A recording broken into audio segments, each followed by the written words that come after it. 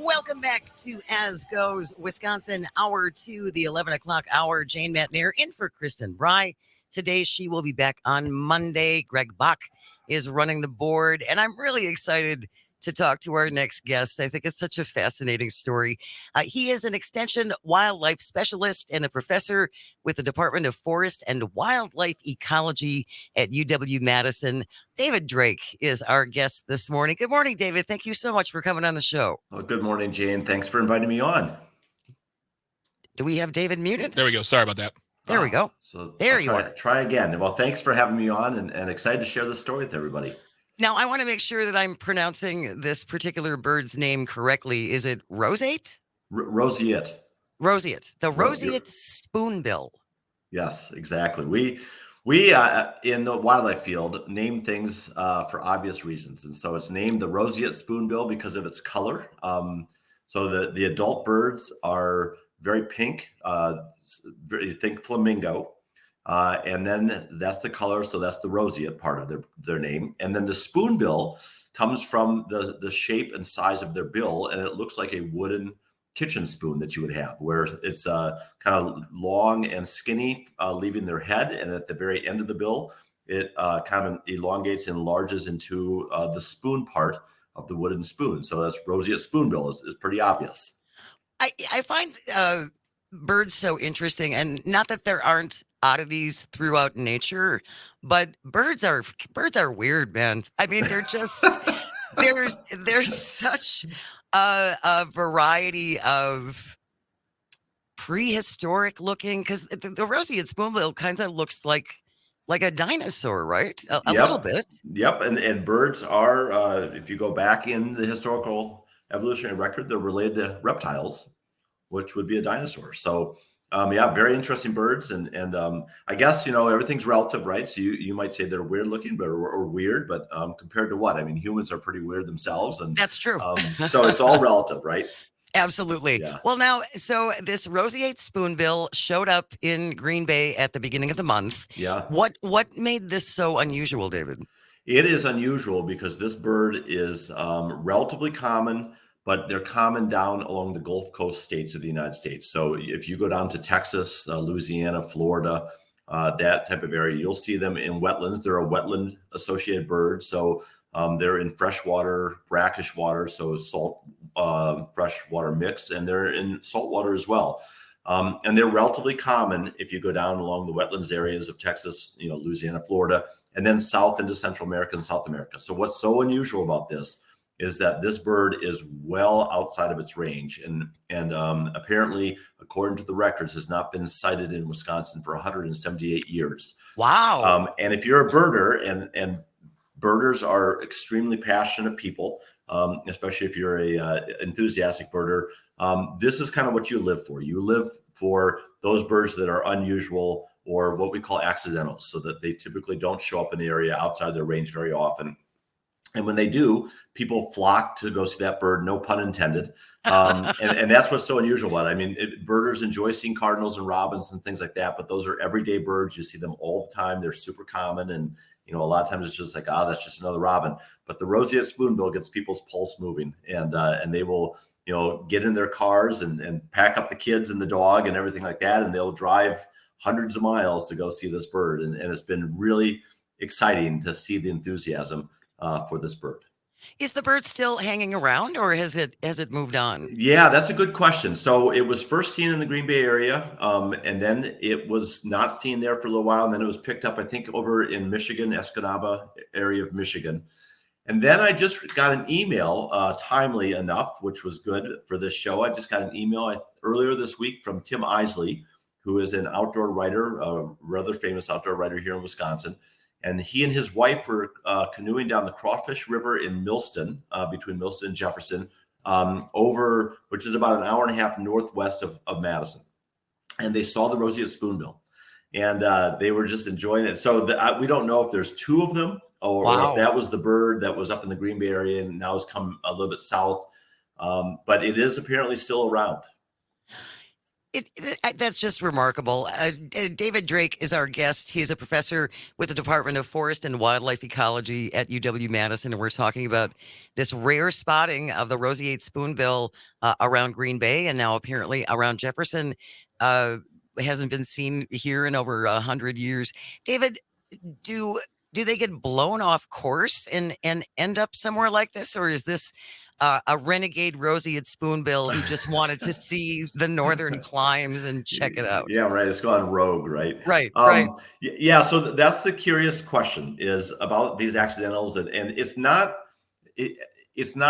common, but it's not uncommon to get birds that are accidentals or out of their range. And we had a sighting this past spring in Spring Green, which is about 45 miles west of Madison, of a painted redstart. And a painted redstart, we have American redstarts up here. They're a type of warbler species, a small migratory bird.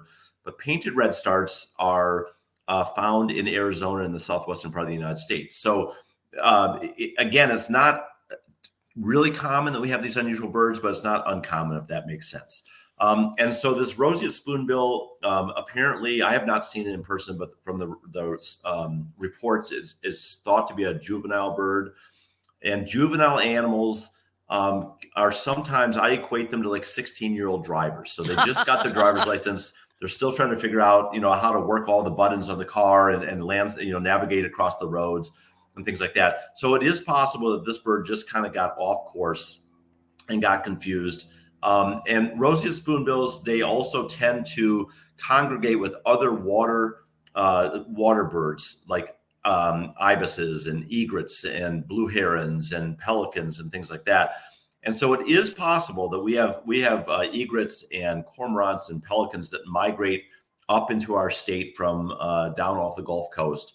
It is possible that this bird got mixed into one of those flocks of water bird groups and just said, "Hey, you guys seem like nice people. I'm just gonna hang out with you for a little while." It's not much different than if you go to Europe on the Eurail Pass and you meet all these different people and you have plan A, but all of a sudden you meet these cool people and you go, "Well, I'm going to take a detour and go to plan B," and that could be what the spoonbill's doing. Who knows? That is so funny. Now I just have, when you equate him to being a new driver. Now I just see this bird doing donuts in a parking lot. Right. The first time That's right. he's taking his wings out. Exactly. It's all fun until somebody gets hurt. Yeah, exactly.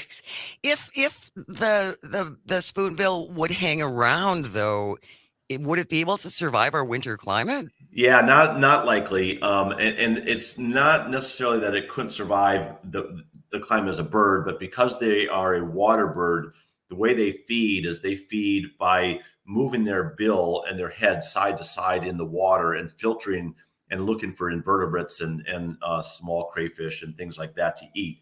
And so the issue would be that because up here our water is frozen in the wintertime, it just wouldn't have access to food. So yeah, it likely would not make it through the winter unless it found an area, maybe in urban areas where you have water that's available throughout the entire winter. But then you would also have to have the food source that it doesn't eat its way out of the food source that's available in that water source. So likely what probably is going to happen, or hopefully will happen, is it's going to say, "Hey, it's been really fun up here. Wisconsin's awesome in the summer, but the days are getting a little bit darker. It's getting a little bit cooler. I think I'm going to find some ibises and egrets and pelicans and head back to where I belong and kind of reunite with my family so my parents don't worry so much." A literal snowbird. Exactly. Right. Yeah, absolutely. Exactly. I know we only have you set for one break with us, David. We've got about 3.5 minutes before we hit the break. Would you be able to stay on a little bit longer? Yep, I'd be glad to. Great.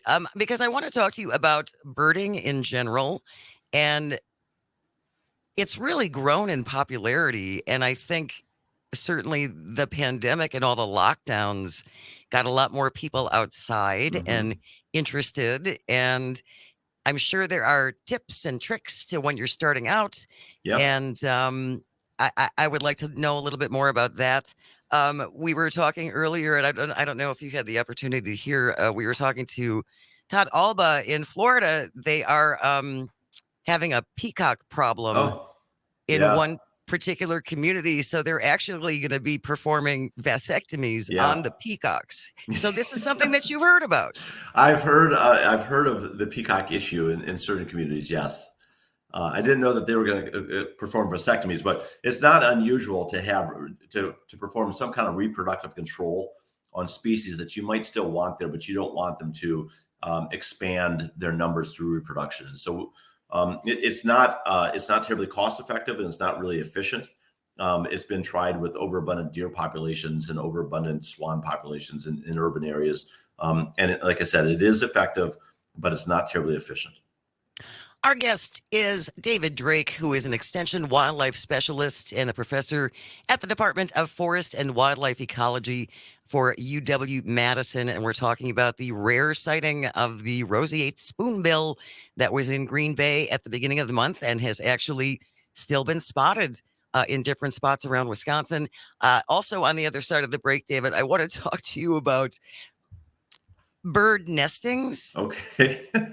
And I have a sparrow in my neighborhood who I think needs to be reported to whatever nest building organization has the standards, because she's really bad at it. You're listening to Bird Talk with Jane McNair. Bird Talk on Civic Media. They build everywhere. And anyway, we will be back. We have a break coming up. David Drake is our guest. And if you have questions about birding in Wisconsin, please shoot a text, give us a call, 844-967-2789. You are listening to As Goes Wisconsin on the Civic Media Network. Blackbird singing in the dead of night. Welcome back to As Goes Wisconsin. Kristen is off today. She's with her husband, Mike, who is having surgery, and we wish Mike, obviously, all the best. So I'm in for Kristen today, Jane Matnair, Greg Bach on the board, and we're talking to David Drake, who is a professor and extension wildlife specialist at the Department of Forest and Wildlife Ecology for UW-Madison. We've been talking about the roseate spoonbill that was located in Green Bay at the beginning of the month and has been attracting birders, I would assume, David, from all over the country. It has been attracting birders and a tremendous amount of media attention. So not only are you interested in this, but People Magazine has reported on this. The Smithsonian Magazine has reported on this. New York Post. Wow. Martha Stewart, even. So, wildlife, people are very interested in wildlife, especially unusual events. And this is an unusual event because it's not been seen in Wisconsin for 178 years. So if someone who is listening would like to get into birding, and it's not, I would assume it's not a terribly expensive hobby, is it? It doesn't have to be. It can be. And there are people who spend thousands and thousands and thousands of dollars a year traveling to see birds, but it does not have to be. So what do you need? Well, probably the best thing to do is to, if you have a smartphone, which I think everybody does these days, is I think the best app or best bird identification guide is called Merlin, Merlin, and Merlin is a type of small raptor. So the Cornell University in New York, they have probably one of the preeminent labs of ornithology or bird labs. And so if you just go to your store on either your Android or your Apple phone, type in the word Merlin, Merlin, you can download for free a bird identification guide. And then you would download packages. So they have packages of birds based on where you're located in the world. Oh. And with that, it will download all of the birds in your region. It will give you photographs, multiple photographs of each species. It will give you a textual account of the species. It will tell you where it's found in terms of range maps, all sorts of things like that. But the really cool thing about Merlin, in addition to all the wonderful information it gives you and the free cost of it, is that they have also developed this tool where you can hold your phone up when you're outside. If you hear a bird, and it will listen to that bird, and it'll identify the bird for you by song. So wow. Very similar to Shazam, if you're familiar with that. If you don't know a song that you might be hearing in a bar or someplace, you can hold your phone up, and this app called Shazam will identify the song title, who sings it, all that. That's essentially what Merlin does, and it is a phenomenal resource. So that is probably the best thing to get started. And you could just peruse through Merlin at your leisure and look at all the cool birds that are out there, learn about them. And then the next thing probably to do is to get a pair of binoculars if you can afford them. And they range from upwards of $2,200, but you can get a really good pair of binoculars for under $500. And I realize that, for some people, $500 is a lot of money, and that's unaffordable. Sure. But if you also go to your local nature center, perhaps they've got binoculars for use. Sometimes local libraries have bird kits where they've got boxes that have binoculars and bird guides you could check out, similar to checking out a book. And there's other people around. There are local chapters of the Audubon Society, local birding chapters that you might be able to get in touch with. And people who bird are very enthusiastic about taking other people out birding with them and getting people interested in learning about birds. So there are a lot of resources out there, and there might be some barriers, but a lot of times those barriers can be overcome by just finding the right people or the right resource. David Drake is our guest. He is a professor with the Department of Forest and Wildlife Ecology for the University of Wisconsin-Madison. Taking a little side turn here, David. It just always seems like when people get involved in a hobby like bicyclists, then they have to buy the bicycle uniform. Do I have to buy a birder uniform? Will I be? Please say yes. Will I be Yes. mocked Yes. if I don't wear the right boots or something? Yes, Greg. Why don't you help me describe what the birder uniform looks like? It is a T-shirt that says "Who farted?" A hat. It's a beer can holding hat, and shorts that only has a pocket. That is Greg Bach, folks. David Drake does not necessarily endorse that uniform. The really cool thing about birding is, and I'm not sure if this is still the case, but a few years ago, it was the fastest growing outdoor recreational activity in the United States. And the other thing that's really cool about birding is what you think of as who a birder is being redefined. And it used to be that it was an older person, stodgy. They had, this vest on with all these pockets, right, and things like that. And nowadays, there are BIPOC birding groups and people who are not traditional birders or have been thought of as traditional birders. And it's really becoming diversified. It's becoming more of a young person's thing. People of color are getting interested in it. And it's not just in nature areas, it's in urban areas and things like that. And so that's really been kind of fun to watch how birding is being redefined and who's becoming active in birding. And I think it's, the more people that we can get interested in nature, regardless of what nature looks like and where it's located, the better it is. I think for us as humans, it's good for our soul, but it's really good for people to understand the nature that is around them, because then the more familiar we are with something, the more we want to take care of something. David Drake, it has been such a pleasure talking to you. Extension Wildlife Specialist, Professor of Department of Forest and Wildlife Ecology at UW-Madison. Thank you so very much. The next time somebody flies off course, you're going to be the first one I call. Birds only, please. Thank you. All right, absolutely. Thank you so much. Stick around. Coming up after the break, No Money Fun. We hope you will join us. Keep it right here, As Goes Wisconsin, on the Civic Media Radio Network. Take these. Monday, Monday, Monday, always Sunday, in the rich man's world.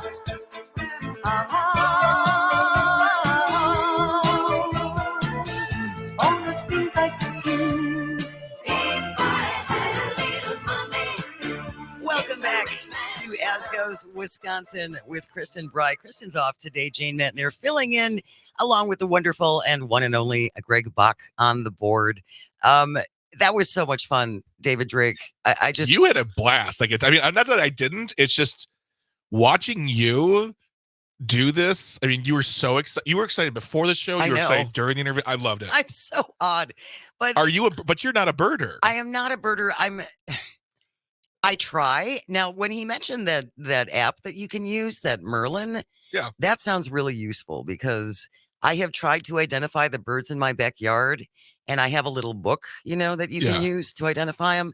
Well, they're talking about how long their beaks are. I can't get close enough to see how long his beak is. You make an educated guess, Jane. Just before we hit the break, I wanted to say, if you do want to call in, text, be a part of the party, 844-976-2789. You got it wrong. Darn it. 844-967, sorry, 2789. There That's you go. 844-96-party. Be a part of the conversation, whether it's text or call. But we did get a text from Lynn in the 414. It said, Jane, is Wisconsin the new Florida? Oh, Question gosh. mark. I hope not. Yeah, right. That Oh. alone just frightens the pants off of Greg. I've seen pelicans off Washington Island. So Interesting. That's Lynn calling or Interesting. texting. And thanks for texting, Lynn. Absolutely. Thank you so much. We would love to hear from you for this next segment because we are talking about no money fun. I love no money fun. No money fun. So things you can do with the rest of the summer that we have and into the fall that aren't going to cost you a ton of money. So 844-967-2789. Is there something you do with your family, something you do with your kids that's cheap and makes everybody happy? 844-967-2789. This is from a NPR article.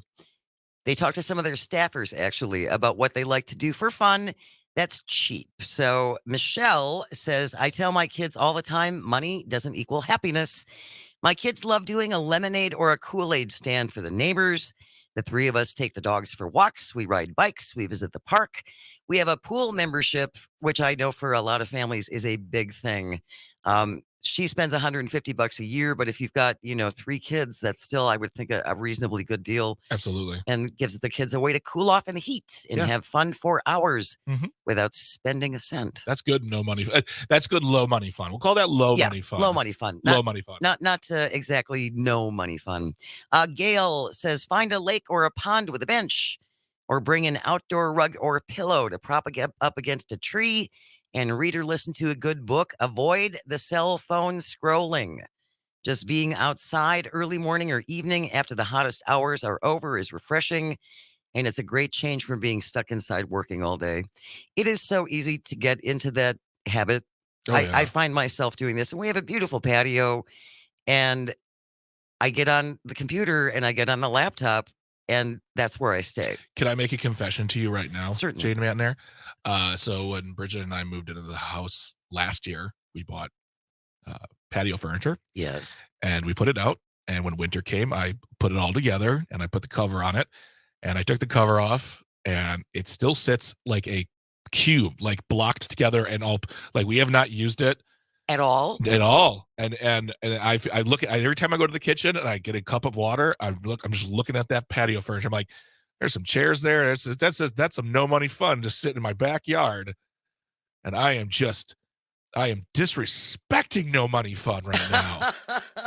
But it's so easy to get into that trap Yeah, absolutely. and that doom scrolling and the doom spiraling. Or, I mean, not even like the doom over the gloom of it, but just, you sit on a couch. I have a couch and a half and I love it.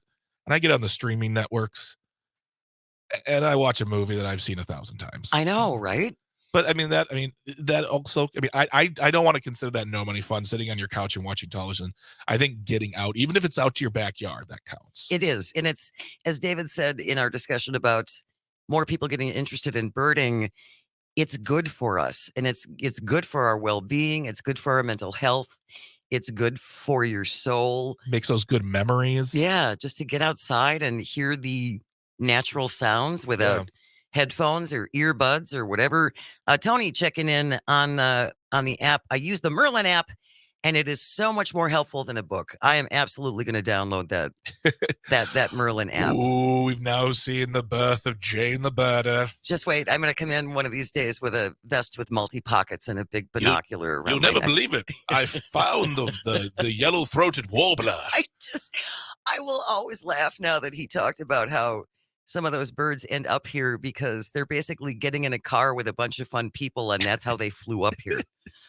Man, how do we even get to Saskatoon, man? I mean, we did that in college, and fortunately, nothing bad happened. But it's like you got to be careful what birds you're hanging with. Yeah, I know. Some of those are bad influence. Those Cardinals, that's not a Telling reference to the baseball team. It totally is. Yep. But Jane, do you have any go-to no money / low money fun? Certainly, the bicycle. The bicycle. Yep. Okay. Cool. Yeah, and just going for a walk, which is something I'm really Yeah. trying to do regularly. And it's not about speed, and it's Mm-mm. not about. It's about being in nature and listening to real sounds. You walk for an hour, hour and a half, you're going to get a couple miles under your belt, listen to a good audiobook or just listen to the nature, you know? Yep. It's good. That's good stuff too. That's a great thing. Bridget and I like to get in the car. We did this on our anniversary one year. We just got in the car and drove to Mass, and that was the pandemic and everything was shut down. But it actually kind of was a good thing in a way because everything was shut down. We didn't have to worry about being around people. We weren't going to worry about going out to eat. It was just, it's our anniversary. Let's get in the car and drive wherever. And she said Madison. I said, let's go. And we drove around and we walked around the city square and we got back in the car and we just drove around, looked at the wonderful foliage because we got married in October. Oh, lovely. So it's a lovely memory within the lockdown / pandemic. And that's just a good thing. And that was half a day. Right. And I actually, Mike Clemens, who was supposed to be joining us, who was our sports reporter for Civic Media, unfortunately, the Packers had a schedule change literally in the middle of the night because he emailed me this morning at 3:30 and said, "Yep, I got to cover this Packers thing at 11:30." So, but he was always big with family drives. They had Yeah. 2 daughters, and they would do that on the regular on a weekend and just go to Cedarburg or wherever and just Yeah. You don't have to drive to Yosemite or to enjoy yourself. yeah, just get in the car, drive an hour in any direction. I mean, that's like, also my wife and I, we do these things where we get in the car, we drive 6 hours in any direction. And here's what you'll hit: Minneapolis, Detroit, Chicago, and further, Quad Cities, Yep. St. Louis. You can hit so many different areas. Indianapolis. If you get in the car and drive 6 hours and you can put me like an overnight, get a cheap hotel, that's Cool. that's great. Yep. It's just a fun, let's just do it.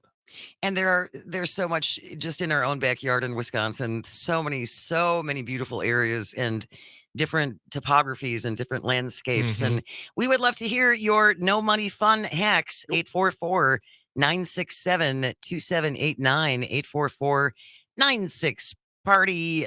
Also from grab this from WPR from Stephanie. My husband and I love finding new ways to fall in love with our own neighborhood. During the pandemic, when the radius of our walks seemed smaller, we instituted 3 bunny walks where we walked until 3 rabbits would cross our paths. We also noticed changes in people's window boxes, front yards. Sometimes we were even lucky enough to chat with the owners themselves. Finally, we sometimes decided to walk in silence and allow ourselves to be bathed in the sound of silence around us. All of these micro intentions mirror efforts to take delight in new aspects of each other as we celebrate 25 years and counting. Often the most magical moments of connection are the small and free ones that are right in front of us, which I think is that's pretty lovely. 844-967-2789, 844-96-party, talking about free money fun. Jane, we got a caller coming in right now. All right. Sue from her car. Sue, what do you want to talk about with no money fun? Well, one year we took a drive up north and we went on all the lettered roads. We didn't go on any numbered roads. So we really went off the beaten track. So we didn't go on any numbers, just all the letters like A, B, C, D, whatever, and just to see where we ended up. And it was a lot of fun. And then we've taken the drive along the Mississippi River up to from La Crosse north on Highway 35, which is an awesome drive. Oh, I bet. And that's an awesome drive. That's like going to Door County because there are a lot of little towns and there's shops, and it's just a really fun drive. And on the Wisconsin side, you get to see the river most of the time, so that's a lot of fun. But yeah, we've always taken family drives with our kids as they were growing up. So I love Sue. I love the idea even- of only going with the lettered county highways, because that must really take Right. you off some beaten, down some interesting roads. Right, it is. It was really a lot of fun, and we were out there for a few hours actually doing this, and it was so much fun because we like to drive off interstate anyway, so this was really even more fun. So yeah, it's a good thing. And how many? I mean, how many? Do you have an hour limit? How many hours you will go, or do you get a hotel and stay somewhere? Well, so we used to do that when our daughter was in River Falls. We drive up to River Falls on 35, and then stay overnight, and then visit with her and drive back. But sometimes we just go out for 4 or 5 hours, and sometimes 6 hours, and then get a bite to eat and come home. So it was just a lot of fun. Yeah, doesn't have to cost you a fortune, right? No, it doesn't. You're right. Thank you so very much for listening, Sue. Thank you so very much for calling. Really appreciate it. We are talking about No Money Fun. 844-967-2789 if you want to share your No Money Fun hacks. How about this one, Greg Bach? 2-minute drawing game. Each person gets a pencil and one piece of paper. Each person offers a prompt of what you have to draw for 2 minutes. Set a timer and draw your representation of whatever this thing is. There is no wrong drawing. When the 2 minutes end, share your drawing. No critiques. Praise is welcome. I would totally do that. Would you? Oh yeah, absolutely. I guess amazing revelations occur when there are no judgments. Yeah. Yeah. And just it exercises a different part of your brain. It puts you into a 2-minute focus space. I think there's a lot of cool things that can come from that. I would totally do that. I know I can't draw. Doesn't matter, Jane. This is nowhere did you just read where it said must be trained or accomplished artist. That's true. Stop I know, not right? believing in yourself. Yeah, and get in your own head and get in your own way. Exactly. Our local library system hosts all types of things, including coloring clubs, craft nights, themed parties, ukulele clubs, Oh boy. anime clubs, Yeah. Cool. book themed events, lectures, trivia nights. There are activities for kids, tweens, teens, adults. Everything is free.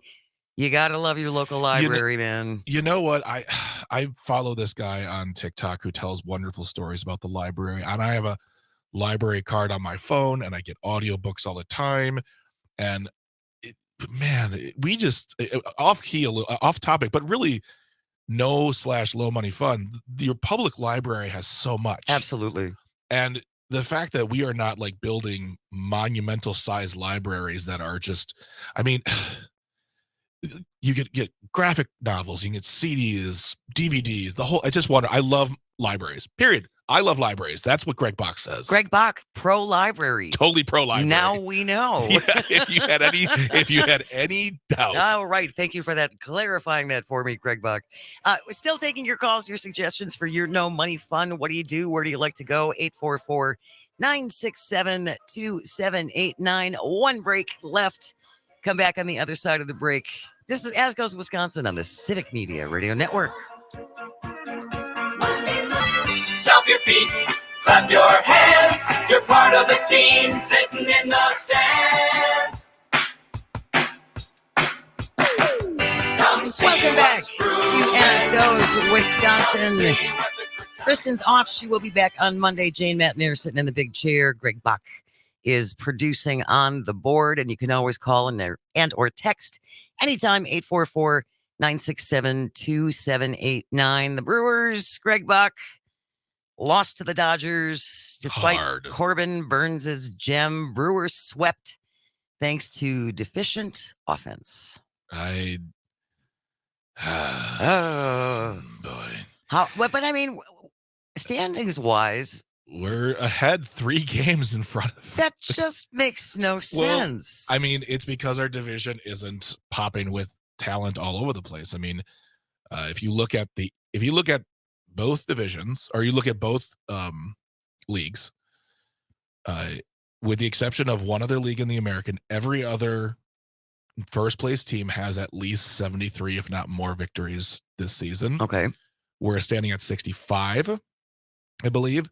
And I believe the Twins are like 63. Oh, So it shows more about the toughness of the league versus anything else. But I mean, I'm surprised Corbin Burnson's still a Brewer after the arbitration thing earlier this season. I'm not Really? going to lie. He wanted like 10.8 million, and the Brewers said, no, we're going to give you 10.1. It's like, he's an all-star pitcher. He's probably going to go in the Hall of Fame. Just give him some. This shouldn't have been arbitration. And to me, I'm like, if I'm Corbin Burns, I'm going to say, all right, cool, get me out of here at the trade, because this team doesn't value me. value me. But he is still, and he's pitching his heart out, and he's doing that all-star thing he does, and he's doing great, and he's trying to defend. But here we go, losing. I mean, the Dodgers are a hard team to play. They are the Dodgers. But getting swept by them does not feel good. Well, the Dodgers and the Athletics, come on. And I mean, you can't win on pitching alone. Certainly, No. Pitching is critical, but No. it's you gotta score some dingers.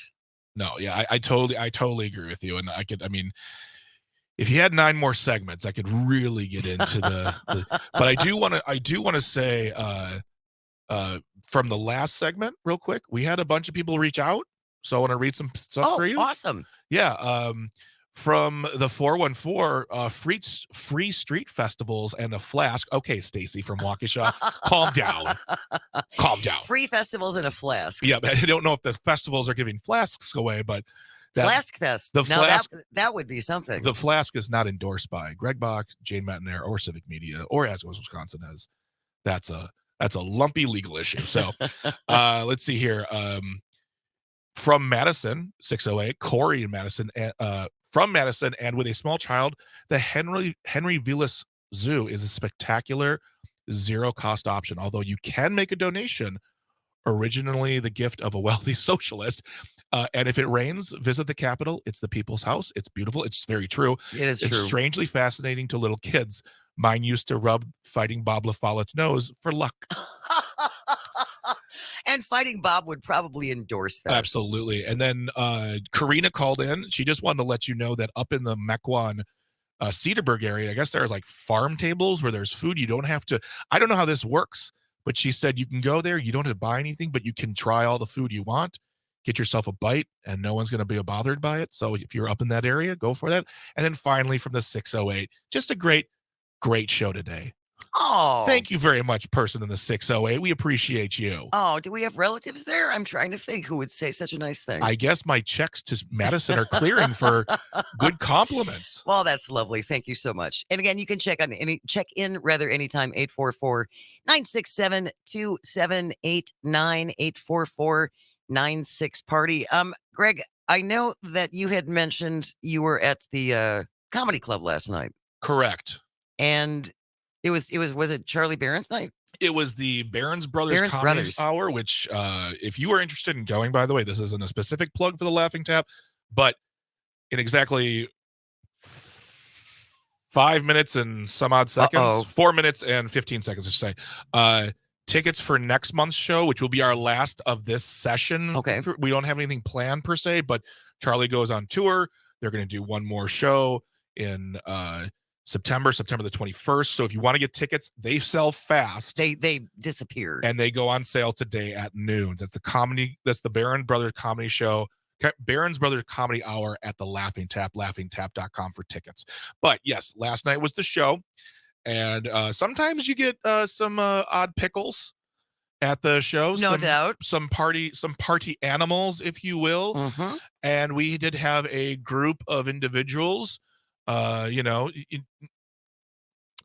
not going to say anything else beside that. Let's just say this. After the show was done, they enjoyed some more libations. Yeah.